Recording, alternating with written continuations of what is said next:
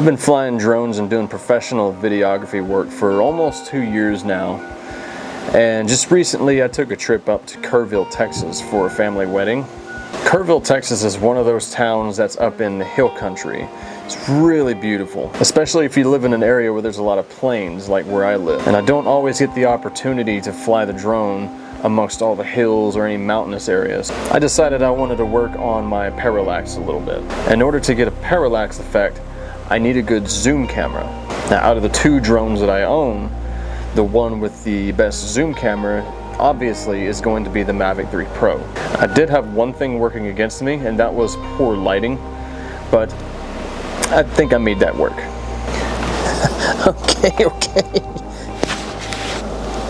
Now, in case you're asking, what is parallax? Well, parallax is simply put, it is the effect of an element in the foreground and an element in the background moving at different speeds or in opposite directions. It's an effect that's more easily achieved with a good zoom camera. Now, this isn't to say that you can't achieve the effect with a wide angle, but the effect is much more pronounced when you have oh my god. But the effect is much more pronounced when you have a little bit more of an optical zoom, such as a 70mm or above.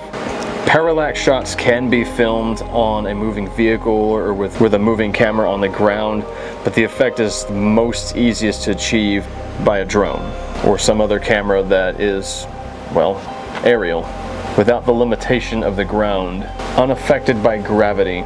If you're a drone owner, you more than likely obviously know how to launch and fly the drone, so I'm not going to get into the specifics of how to launch and fly a drone.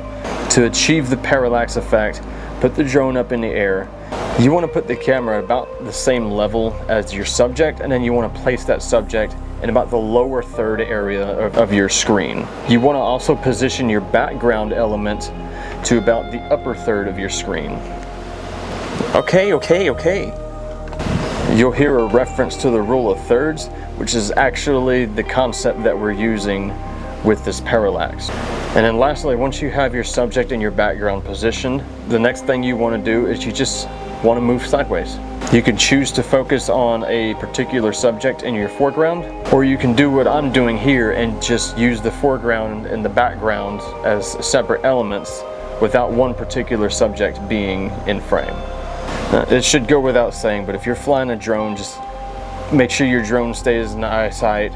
Make sure that you're watching for any obstructions, especially power lines. Kerrville is a beautiful little town in the state of Texas, but they have some really tall power lines out there. This is a little bit of a challenge to stay at the altitude that I needed in order to achieve this parallax shot. Because a lot of parallax shots require you to be zoomed in on a particular subject or a foreground element, they're not great at establishing shots, but they are great at establishing a particular emotion, particularly evoking a sense of grandeur, disorientation, tension, or to put in layman's terms, giving your viewer something pretty to look at while you move on to the next scene.